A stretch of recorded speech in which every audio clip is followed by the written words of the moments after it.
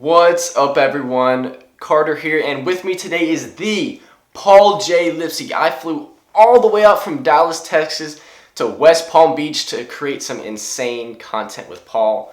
Paul, thank you so much for welcoming me into your house and allowing you to share your knowledge of eBay dropshipping with my following. I really appreciate it. And in this video, we're going to talk about the 3 best items to dropship on eBay. Well, yeah, I'm super excited for this because when I first started dropshipping on eBay, I had no idea what to sell.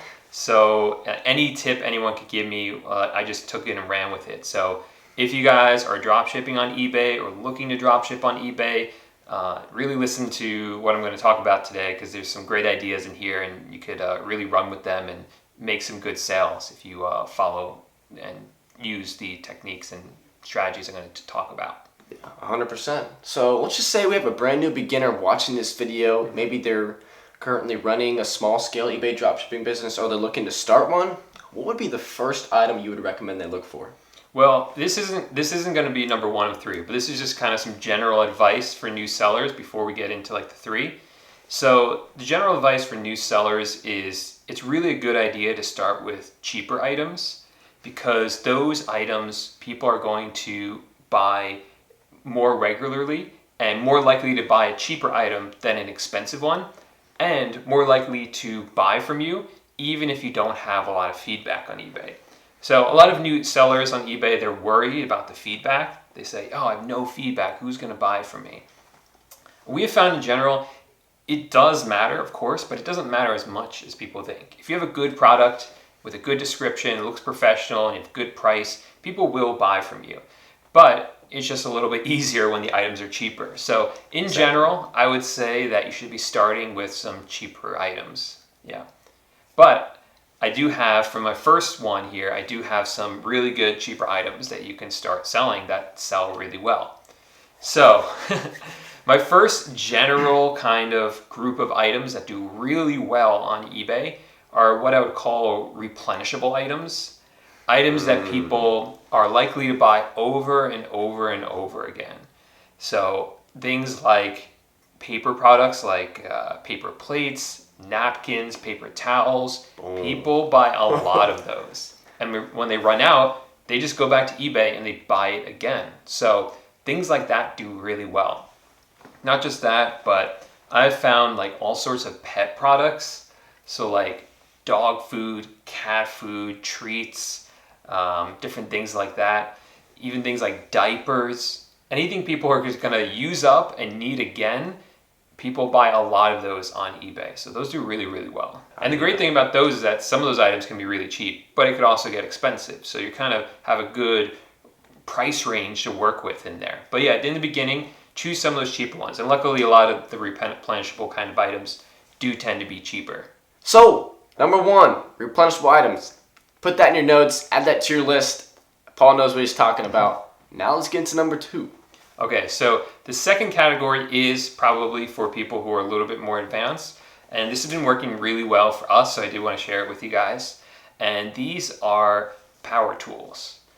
People love power tools, and they're at a really good price point. So the great thing about that is they do tend to be more expensive. You know, you can get cheaper ones in like the $75, $80 range, but some of them are several $100s. And when you get up to that price point, the profit margin, it gets maybe a little bit smaller, but you're making more money on the sale. So it's really, really nice to sell those products at a higher price point when you're a little bit more advanced. So you mentioned you'd like to sell products for at least over 75, and you're willing to go even higher with the price, even with the lower margin, because basically it allows you to make a larger profit than if you were to sell it for like a lower price point. Yeah, so with the margins, when you're higher up in price, you can have a lower margin because you'll still be making more in the sale. But you don't have to limit yourself to $75 or up. I was just saying that power tools tend to be at least $75. But you could also do hand tools. They're not as expensive, but hand tools do well on eBay. Any sort of home improvement tool type item.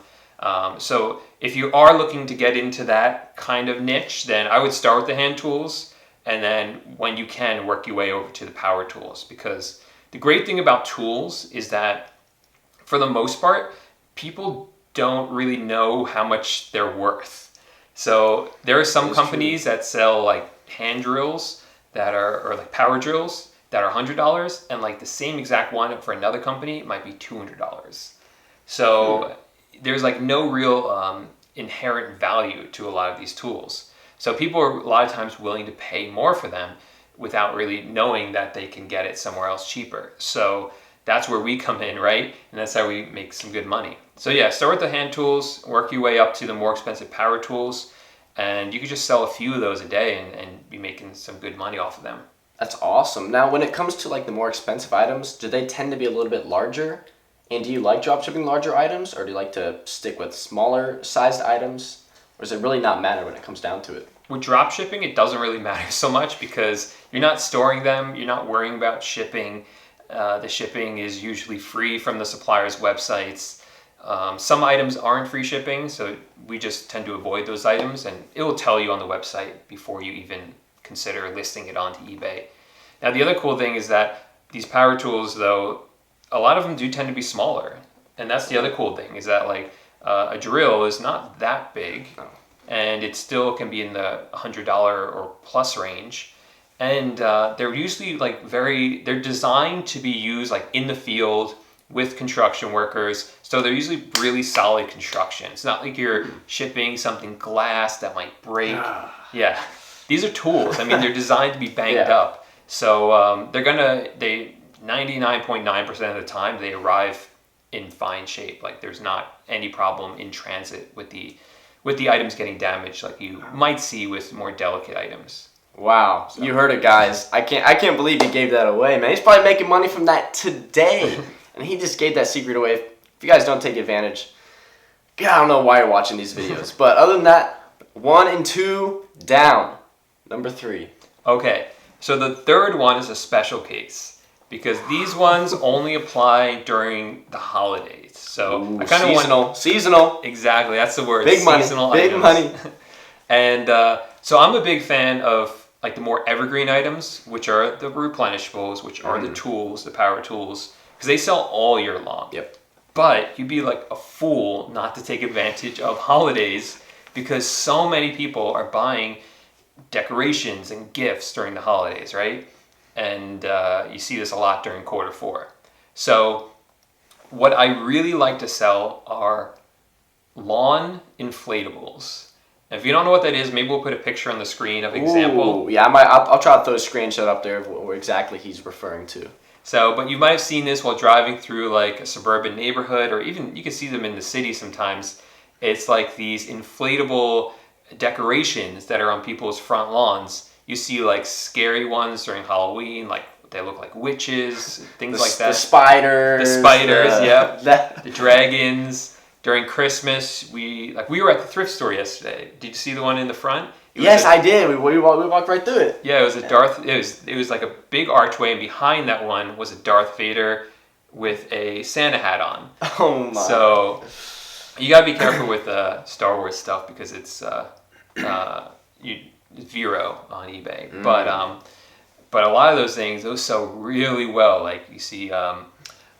Snowmen and Santa Clauses. I mean, people love the inflatables, and they'll just buy. And that's another thing that's up there in price, so you can make a good profit on those if you are selling them. Yeah. One quick question on that: is there a specific holiday that you just go all in for, or do you spread it across maybe like a Christmas, or maybe an Easter, or a Halloween? And what holidays do you really just kind of zone in on? The two are Halloween and Christmas.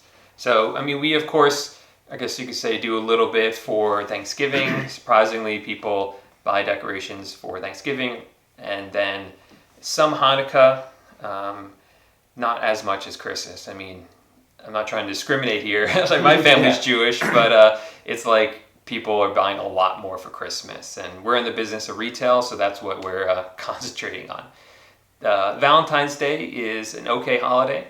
You sell some like teddy bears and candy and things like that, but nowhere near the scale of Halloween and Christmas. So the final thing I'll say about the Christmas decorations, Halloween decorations is, Again, the inflatables could be a little bit more expensive, so if you're newer, start with some of the cheaper stuff. And there's plenty of stuff like that, like cheap plastic skeletons for Halloween, cheap plastic reindeer for Christmas. Look around on your supplier's website and you'll find some cheaper things, but we just found the inflatables do really well. So once you get up your store scaled up, definitely get into those inflatables. Very interesting. So Paul, somebody who wants to get into dropshipping, they want to, create a business that could potentially make them passive income and something they can run from anywhere around the world.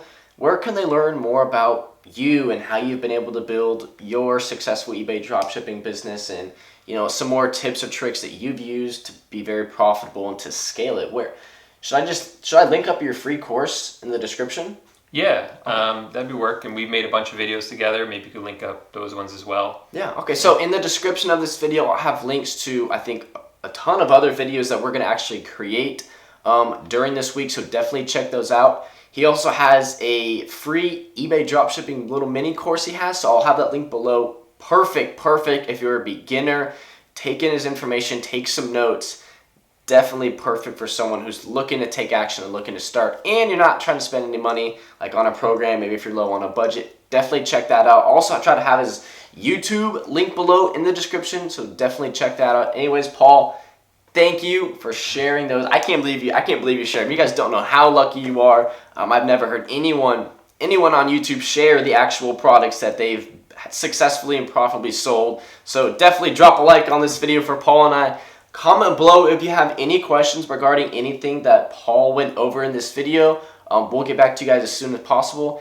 And if you want to see more content just like this on how you can start, build, and run your own successful eBay dropshipping business, then subscribe to this channel, and I'll see everyone in the next video.